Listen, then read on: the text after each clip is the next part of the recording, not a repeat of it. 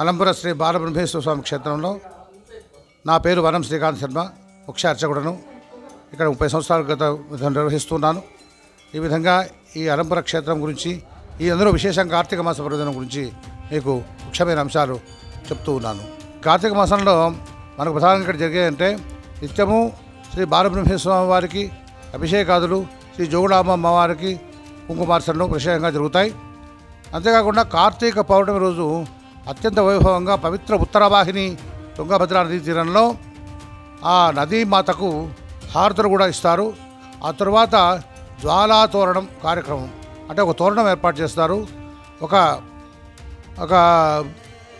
Cotton దారంతో, cotton బట్టతో, నూలు బట్టతో తయారు చేసి నూనెలో తడిపి, నెయ్యిలో తడిపి ఆ తోరణాన్ని అలంకరించి ఆ తోరణాన్ని వెలిగించి వేద మంత్రాలతో చక్కగా జ్వాలాతోరణ కార్యక్రమం నిర్వహిస్తారు. శివాయ విష్ణు రూపాయ శివరూపాయ విష్ణవే, నమో రుద్రాయ విష్ణవే మృత్యుర్మే బాహి.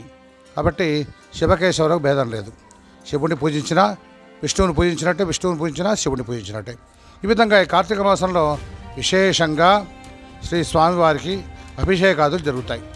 అభిషేకం చేసినందువల్ల మనము శతరుద్రాలు చేసినంత ఫలితం ఇస్తున్నమాట. ఒకసారి అభిషేకం చేస్తే. ఈ విధంగా స్వామివారికి అభిషేకాలు చాలా విశేషం. ఈ కార్తీక మాసంలో ప్రధానంగా స్నానాదులు ఇంపార్టెంట్, ముఖ్యము. ఈ స్నానాదుల వల్ల మనకు ఆ నదీ మాత పవిత్ర దయ వల్ల మన పాపాలు తొలగిపోయి పవిత్రత చేకూరుతుంది. కృత్తికా నక్షత్రం అత్యంత ప్రీతిపాత్రమైంది శివునికి. అంతేకాకుండా చంద్రుడికి దగ్గరగా ఉంటుంది. కాబట్టి కృత్తికా నక్షత్ర ప్రభావం చేత చంద్రుడు ప్రకాశిస్తాడు బాగా. కృత్తికా నక్షత్రానికి చాలా ప్రాధాన్యత ఉంది. అందుకే కార్తీక మాస పౌర్ణమి రోజు కృత్తికోత్సవం అనగా జ్వాలాతోరణం నిర్వహిస్తారు. జ్వాలాతోరణం వల్ల మనుషులు దర్శనం చేసినందువల్ల ఆ యొక్క పాపాలన్నీ పటాపంచలేకపోతాయి. అంతేకాకుండా ఒక దీపం వెలిగిస్తే 1000 దీపాలు వెలిగించినంత పవిత్రత కలుగుతుంది, పుణ్యం కలుగుతుంది.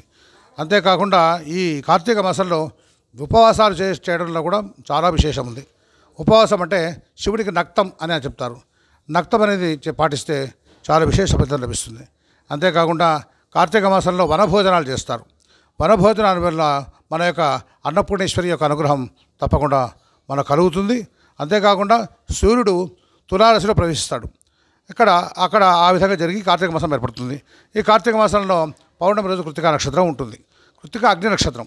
అగ్నిర్నః పాత కృత్తికా నక్షత్రం దేవమింద్రియం ఇదమాసామి చ క్షణం అన్న వేదోక్తి ప్రకారం ఈ యొక్క కృత్తికా నక్షత్రం అన్న కార్తీక మాసం ఏర్పడింది. కాబట్టి అత్యంత ప్రీతికరమైనటువంటిది శివుడికి, విష్ణువు ప్రధానమైనటువంటిది ఈ మన కార్తీక మాసం. ఈ కార్తీక మాసంలో విశేషంగా లక్షవర్తి దీపాలు కూడా వెలిగిస్తారు. లక్షవర్తి ఉద్యాపనలు చేస్తారు.